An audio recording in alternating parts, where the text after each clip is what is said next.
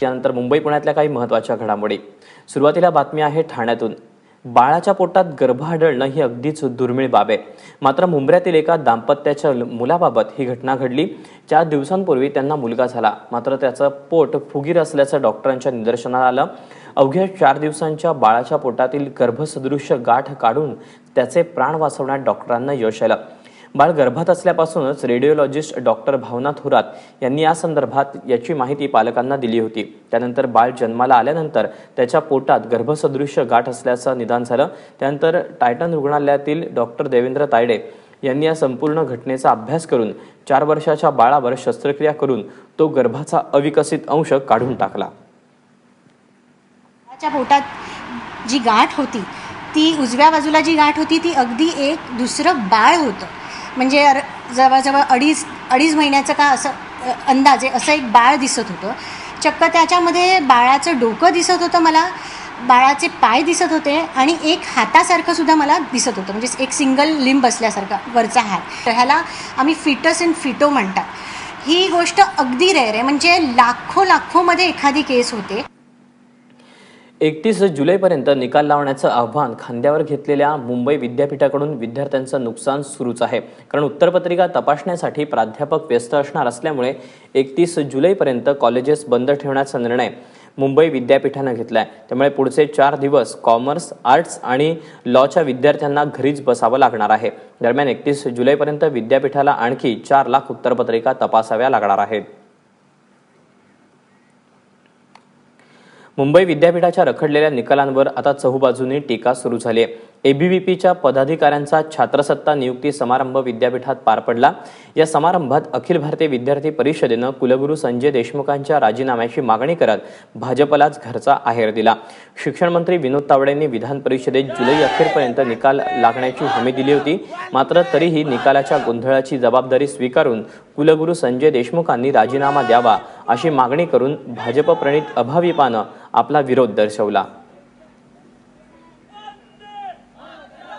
घाटकोपरमधील दुर्घटनाग्रस्त साई दर्शन इमारतीच्या रहिवाशांनी विधान भवनात जाऊन मुख्यमंत्र्यांची भेट घेतली। इमारतीचं पुनर्वसन होईपर्यंत सरकारनं तात्पुरत्या निवाऱ्याची सोय करून द्यावी अशी मागणी साई दर्शनच्या रहिवाशांनी मुख्यमंत्र्यांकडे केली। तसंच या प्रकरणातील अटकेत असलेल्या आरोपी सुनील शितप विरोधात जलदगती न्यायालयात खटला चालवावा अशी मागणी घाटकोपरचे भाजप आमदार राम कदम यांनी केली आहे। दरम्यान आरोपी शितपसाठी काम करणाऱ्या आर्किटेक्ट आणि बांधकाम कंत्राटदारालाही ताब्यात घेऊन पोलिसांनी त्याची चौकशी सुरू केली आहे। घाटकोपर साई दर्शन बिल्डिंगच्या दुर्घटनेनंतर नोटीस बजावलेल्या धोकादायक इमारती लवकर खाली करण्यासाठी मुंबई महापालिकेनं नोटीस बजावली आहे। 25 जुलैला मालाडमधील विजयद्वार इमारत एका बाजूनं खचल्याचं निदर्शनास आल्यावर सुरक्षेचा उपाय म्हणून ही इमारत खाली करायला सुरुवात केली आहे। घाटकोपर इमारत दुर्घटनेनिमित्तानं मुंबईतलं धक्कादायक वास्तव समोर येते। इमारत कोसळण्याच्या अनेक दुर्घटना होऊनही मुंबईत अशी हजारो कुटुंब आहेत जी धोकादायक इमारतींमध्ये राहत आहेत। मुंबई महापालिकेनं मुंबईतल्या तब्बल 617 इमारती या राहण्यास अयोग्य, धोकादायक म्हणून जाहीर केल्या आहेत। मात्र धोक्याच्या उंबरठ्यावर राहणारे हे मुंबईकर नेमके कशामुळे आपल्या जीवावर उदार होत असतील, याच संदर्भातला हा रिपोर्ट।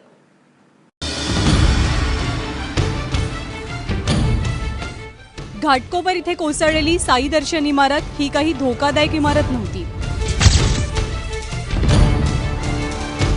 शितपनं स्वार्थापोटी इमारतीच्या गाभ्याशी छेडछाड केल्यामुळे ही दुर्घटना घडली। मात्र मुंबईमध्ये अशी हजारो कुटुंब आहेत की जी कल्पना असून सुद्धा धोकादायक इमारतीमध्येच राहत आहेत। सध्या मी गोमाता नगरमध्ये आहे आणि गोमाता नगरच्या ट्रान्झिस्ट कॅम्पमध्ये अशाच प्रकारच्या धोकादायक इमारती ज्या C1 कॅटेगरीत मोडतात त्या उभ्या आहेत। महापालिकेने या इमारतींना नोटीस देखील दिलेली आहे। महापालिकेने जरी या इमारतींना धोकादायक म्हणून घोषित केलं असलं तरी सुद्धा इथले नागरिक मात्र ते मानायला तयार नाहीयेत। नेमकी इथे राहणाऱ्या, जीव मुठीत धरून राहणाऱ्या नागरिकांची मानसिकता काय आहे हे जाणून घेण्याचा प्रयत्न आज आपण करणार आहोत। बघूयात।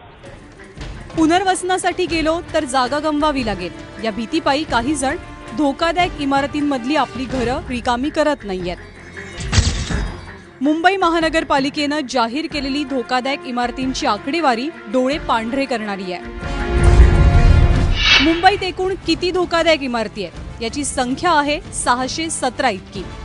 यापैकी रिकाम्या करण्यात आलेल्या इमारती आहेत 112, तर 138 इमारतींचं पाणी आणि वीज तोडण्यात आलेलं आहे. कोर्टामध्ये प्रकरण सुरू असलेल्या इमारती आहेत 112 आणि कारवाई करून आतापर्यंत 25 इमारती जमीनदोस्त करण्यात आल्या आहेत. काकू सांगा की तुम्ही 12 वर्ष झाले या घरात राहताय. तुम्हाला वेगळं असं घर शासनाने उपलब्ध करून दिलंय का, बिल्डरने उपलब्ध करून दिलेलं आहे का? जर दिलं असेल तर नेमक्या अडचणी काय आहेत तिकडे जाण्यात? रूम आमच्या बिल्डिंग तयार झालेल्या आहेत पण आम्हाला त्याच्या चाव्या मिळाल्या नाही आहेत. लॉटरी झालेली आहे पण सांगतायत की ती लॉटरी अनलिगल आहे म्हणून, त्यामुळे चाव्या वाटप थांबलेलं आहे आणि आमचं अजून काम म्हणजे पाणी आलेलं नाही आहे तिथे, नळ बसायचं काम बाकी आहे, खूप काम अजून बाकी आहे इमारतीमुळे आम्ही तिथे जाऊ शकत नाही आहेत, म्हणून आम्हाला इथेच राहायला लागते. एकीकडे बिल्डरकडनं होणारी फसवणूक या रहिवाशांना धोकादायक स्थितीत राहायला भाग पाडतेय असं इथल्या नागरिकांचं म्हणणं आहे, तर दुसरीकडे काही जण आमचं घर धोकादायक अवस्थेत आहे हे मान्यच करायला तयार नाही. सर्वात पहिलं गेल्या वर्षी पालिकेने आम्हाला लेटर पाठवले, पत्र पाठवले. त्यात सांगितलेलं की कॅटेगरी C1 मध्ये आणि आम्हाला खाली करायला सांगितलेलं. दुसरा ऑप्शन न देता आमच्या बिल्डिंग तयार नव्हत्या, नाही कुठला चेकचा ऑप्शन होता. तर आम्ही ते BMCला चॅलेंज केलं. आम्ही प्रत्येक कुटुंबाकडनं अमाऊंट जमा करून आम्ही ऑडिट केलं. यात त्या ऑडिटमुळे असं कळलं की C1 नाही आहे म्हणून. तर हे BMC आणि बिल्डरचं हे षडयंत्र आहे की हे C1 दाखवून यांना खाली करायचं करून, कारण हे पण एक मोठं खूप घोटाळा आहे. पावसामुळे पूर्ण पाणी इथे घरात तुंबतोय, पूर्ण लिकेज पूर्ण हे झालंय, मेंटेनन्स काहीच नाही, लिफ्ट पूर्ण बंद आहे, काहीच नाही, झाडूवाली पण कोण येत नाही, कचरा काढणारे पण कोण नाही. खूप अडथळा आम्हाला आला याच्यावर. काही हे निघतात प्लॅस्टरचे ढपल्या वगैरे निघतात. बघा ना, ते सगळं चीर पडली ना, ते सकाळपर्यंत एवढा पूर्ण हे होतो, सारखं कसं बसायला. हा प्रश्न केवळ वरळीतल्या गोमाता नगरमधल्या रहिवाशांचा नाहीये, तर मुंबईच्या कानाकोपऱ्यातल्या अशा असंख्य कुटुंबांचा आहे की जे जीव मुठीत घेऊन जगतात.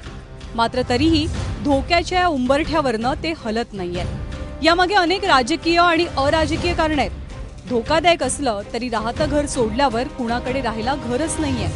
शासनानं पर्यायी जागा दिली तर तिथे सुविधा नाहीयेत. कुणी बिल्डरनं फसवला गेलेला आहे, तर कुणी केवळ सोन्याचं अंड देणाऱ्या जागेच्या मोहात पडलेला. तडा गेलेल्या भिंती, गळकट छप्पर आणि पोपडे उडालेलं जराजीर्ण घर. हजारो मुंबईकर याच अवस्थेत आपलं आयुष्य अक्षरशः ऍडजस्ट करत असतात. जमेल तिथे जमेल तसं आयुष्य कोंबत राहणं ही कदाचित मुंबईकरांची जन्मजात सवय आहे.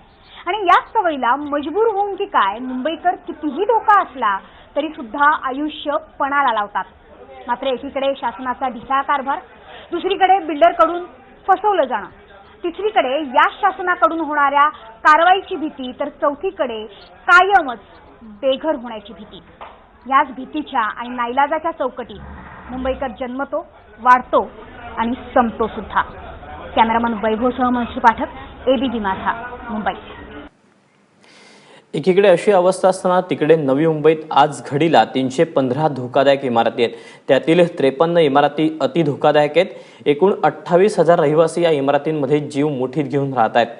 पालिकेनं या इमारती धोकादायक घोषित करण्याचे सोपस्कार पार पडले असले तरी या नागरिकांसाठी कुठेही संक्रमण शिबिरं तयार केलेली नाहीत. त्यामुळे जायचं तरी कुठे असा प्रश्न इथल्या लोकांना पडलाय.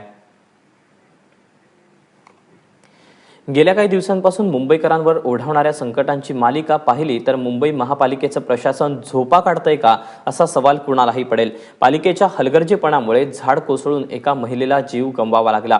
यंदाच्या पावसाळ्यातही पालिकेनं मुंबईला खड्ड्यात घातलंय. खड्डा नसलेला रस्ता शोधून दाखवणाऱ्याला बक्षीस जाहीर करावं लागेल एवढी मुंबईतल्या रस्त्यांची दुरावस्था झाली. आणि हे कमी म्हणून की काय, पालिका अधिकाऱ्यांना हाताशी धरून बेकायदा बांधकाम करणाऱ्या सुनील शितपच्या कारनाम्यांमुळे साईदर्शन इमारतीतल्या 17 जणांना जीव गमवावा लागला.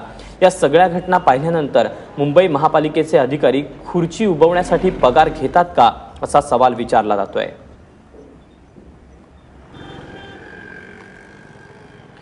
देश सोडावा लागला तरी चालेल, मात्र मी वंदे मातरम म्हणणार नाही असं धक्कादायक विधान करून समाजवादी पक्षाचे नेते अबू आझमींनी नवा वाद उडावून घेतला. तर अबू आझमींच्या या विधानाला MIMचे आमदार वारिस पठाण यांनी देखील पाठिंबा दर्शवला. मद्रास उच्च न्यायालयानं तिथल्या शाळांमध्ये वंदे मातरम गाण्याची सक्ती केली आहे. न्यायालयाच्या या निर्णयाच्या पार्श्वभूमीवर अबू आझमींनी धक्कादायक विधान केलं. दरम्यान मला चाकूचा धाक दाखवला तरी मी वंदे मातरम म्हणणार नाही असं वारिस पठाण म्हणाले.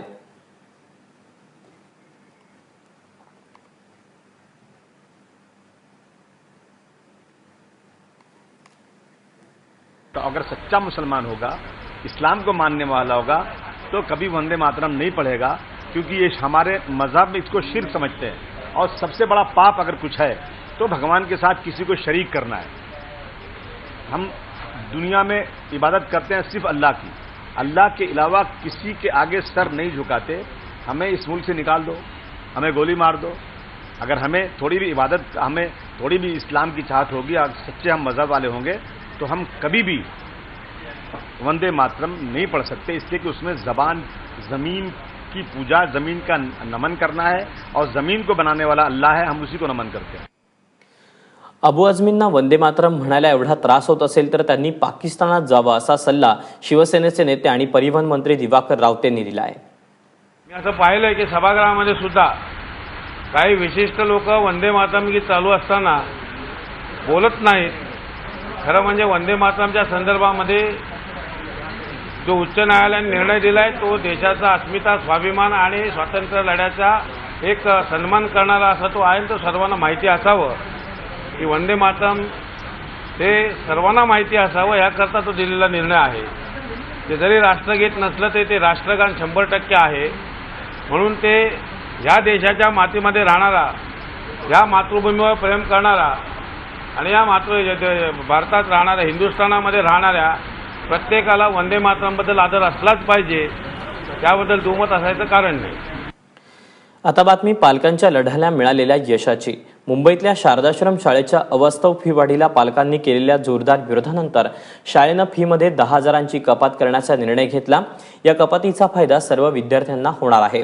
शारदाश्रम शाळेची सिनियर केजीची फी 25,000वरून अचानक 42,000 रुपये करण्यात आली होती. या फी वाढी विरोधात पालकांनी मुलांसह मंत्रालयासमोर आंदोलन केलं. त्यावेळी झालेल्या शिक्षण मंत्र्यांच्या भेटीनंतर ही फी 42,000वरून 32,000 रुपये एवढी करण्यात आली आहे. पुणे विभागाच्या 11वी प्रवेशाच्या 2 फेऱ्या संपत आल्या तरी पुण्यातील निम्म्याहून अधिक म्हणजेच 37,000 जागा रिकाम्या असल्याचं दिसून येत आहे. वाढत्या निकालाच्या टक्केवारीमुळे वाढलेली स्पर्धा, मनासारखं कॉलेज किंवा अभ्यासक्रम न मिळणं याचा परिणाम म्हणून विद्यार्थी आणि पालक पॉलिटेक्निक कोर्सेसना पसंती देताना पाहायला मिळत आहेत. Civil, computer, IT, electrical, mechanical, fashion designing अशा कोर्सेससाठी मोठ्या प्रमाणावर अर्ज आलेले दिसून येत आहेत. डोंबिवलीत पुन्हा एकदा रिक्षा चालकाचा मुजोरपणा दिसून आला. महिला होमगार्डच्या अंगावर धावून जाणाऱ्या रिक्षा चालकाला पोलिसांनी बेड्या ठोकल्यात. डोंबिवली पूर्व भागात रेल्वे स्थानकाबाहेर एक महिला होमगार्ड वाहतूक नियंत्रित करत होत्या. त्यावेळी नामदेव खाडे या रिक्षा चालकानं रांगेचा नियम न पाळल्यानं या होमगार्डनं त्याला हटकलं. त्यावर रिक्षा सरळ लावण्याऐवजी तो सरळ होमगार्डच्या अंगावर धावून गेला. त्याच्या विरोधात लागलीच कारवाई करत पोलिसांनी त्याला अटक केली. 500 आणि 1000च्या जुन्या नोटा बाद होऊन 8 महिने उलटलेत. मात्र अजूनही जुन्या नोटांचं घबाड सापडण्याचं सत्र सुरूच आहे. पुण्याच्या डेक्कन परिसरातून 70 वर्षांच्या गीता शहा यांच्याकडून 1 कोटींच्या जुन्या नोटा हस्तगत करण्यात आल्यात. इस्टेट एजंट असलेल्या गीता शहा जुन्या नोटा घेऊन येणार असल्याची माहिती पोलिसांना मिळाली आणि त्यांनी सापळा रचून त्यांना अटक केली. नोटाबंदीनंतर केंद्र सरकारनं काळी संपत्ती जाहीर करण्यासाठी योजना जाहीर केली होती. या योजनेअंतर्गत पुणे आयकर विभागाकडे 5,000 कोटींची रक्कम जमा झाली. पुणे आयकर विभागानं ही आकडेवारी जाहीर केली. दरम्यान पुणे आयकर विभागाकडे 5,000 कोटींची काळी संपत्ती जाहीर करणारे धनाढ्य मंडळी कोण यावर चर्चा सुरू झाली आहे. केंद्राच्या आश्वासनाप्रमाणे आयकर विभाग त्यांची नावं जाहीर करणार नाही. मात्र काळी माया दडवून ठेवणाऱ्यांची महाराष्ट्रात मोठी संख्या होती हे 5,000 कोटीच्या आकड्यानं सिद्ध झालंय. मीरा भाईंदर महापालिकेच्या 20 ऑगस्टला होणाऱ्या निवडणूक उमेदवारी अर्ज भरण्यात अडचण होऊ नये यासाठी ऑनलाईन अर्ज प्रक्रिया सुरू करण्यात आली आहे. बुधवारी सकाळी 11 वाजल्यापासून सुरू झालेल्या प्रक्रियेत अनेक अडचणी येत असल्याचे दिसून येते. पहिल्याच दिवशी सर्व्हर डाऊन झाल्यानं उमेदवारांना तासनतास थांबावं लागलं. प्रथम नागरिक असलेल्या महापौर गीता जैन यांनाही अर्ज भरण्यासाठी ताटकळत राहावं लागलं. पुणे शहरातील रस्ते दुरुस्तीवर एप्रिल ते जून महिन्याच्या कालावधीत तब्बल 25 कोटी रुपये खर्च केलेत. मात्र त्यानंतरही पुण्यातील रस्ते खड्डेमुक्त झाल्याचं दिसत नाही. दरवर्षी इतका पैसा खर्च होऊनही रस्त्यांची स्थिती जैसे थेच का असते असा प्रश्न पुणेकर विचारतायत. मात्र दुसरीकडे शहरातील रस्त्यांच्या विकास कामांसाठी खाजगी कंपन्यांना अधिक वेळ दिला, त्यामुळे हे खड्डे पडल्याचं महापौर मुक्ता टिळक म्हणाल्या. मुंबई पुणे एक्सप्रेसवेवर 13 वर्ष वसूल केलेला टोल बेकायदेशीर असल्याचा दावा मुंबई हायकोर्टात याचिकाकर्ते प्रवीण वाटेगावकर यांनी केला. कंत्राटदारासोबतच करारनामा नोंदणीकृत नसल्याचा आरोपही याचिकाकर्त्यांनी केलाय. यावर हायकोर्टानं राज्य सरकारकडून स्पष्टीकरण मागवलंय. अंबरनाथमधील रेल्वेच्या GIP धरणाला लागलेली गळती वर्षभरानंतरही कायम आहे. हे धरण फुटलं तर लाखोंचा जीव धोक्यात येईल, त्यामुळे त्याच्या दुरुस्तीकडे रेल्वे प्रशासनानं लक्ष देण्याची मागणी केली आहे. ग्रेट इंडियन पेनिन्सुला म्हणजेच GIP कंपनीनं कल्याण स्टेशनच्या निर्मितीपूर्वी अंबरनाथ MIDCत हे धरण उभारलं. काही वर्षांपूर्वी इथे रेल नीरचा कारखाना सुरू करण्यात आला असून दिवसाला 2 लाख लिटर पाणी उचललं जातं. गेल्या वर्षी या धरणाला अनेक ठिकाणी तडे गेलेत. त्याची वारंवार तक्रार करूनही हे तडे बुजवण्यात आले नाहीत. ठाण्याला पाणी पुरवठा करणारी MIDCची जलवाहिनी फुटल्यानं लाखो लिटर पाण्याची नासाडी होतीये. काल संध्याकाळच्या सुमाराला ही जलवाहिनी फुटली, त्यामुळे परिसरात 20 ते 25 फूट पाण्याची कारंजी उडत होती. जलवाहिनी फुटल्यानं ठाण्यातील वागळे इस्टेट, मनीषानगर आणि घोडबंदर रोडवरील पाणी पुरवठा विस्कळीत झाला होता. पानिपतकर विश्वास पाटील आणि त्यांची पत्नी चंद्रसेना यांच्या विरोधात गुन्हा दाखल करण्याचे आदेश मुंबई सत्र न्यायालयानं दिले आहेत. झोपडपट्टी पुनर्वसन योजनेतील रामजी शहा आणि रशेस कनकिया या 2 विकासकांना मालाडमधील प्रकल्पासाठी विश्वास पाटील यांनी आपल्या अधिकाराचा गैरवापर करून मदत केली अशा आशयाची तक्रार लाचलुचपत विभागाकडे करण्यात आली होती. कोर्टानं दोन्ही विकासकांवर देखील गुन्हा दाखल करण्याचे आदेश दिलेत. अवैधरित्या शस्त्र बाळगल्याप्रकरणी 5 वर्षांची शिक्षा झालेल्या संजय दत्तची 8 महिन्याआधीच सुटका झाली होती. मात्र संजय दत्तच्या पॅरोल प्रकरणी नियमांचं उल्लंघन झालं असेल तर त्याला पुन्हा तुरुंगात पाठवू अशी भूमिका राज्य सरकारनं उच्च न्यायालयात मांडली. कारागृहात दाखल झाल्यानंतर अवघ्या 2 महिन्यात संजय दत्तचं वर्तन चांगलं आहे हे कसं ठरवलं असा प्रश्न मुंबई हायकोर्टानं कारागृह प्रशासनाला विचारला. तसंच संजय दत्तला पॅरोल का दिले याबाबत 2 आठवड्यात प्रतिज्ञापत्र सादर करण्याचे आदेशही उच्च न्यायालयानं सरकारला दिले आहेत.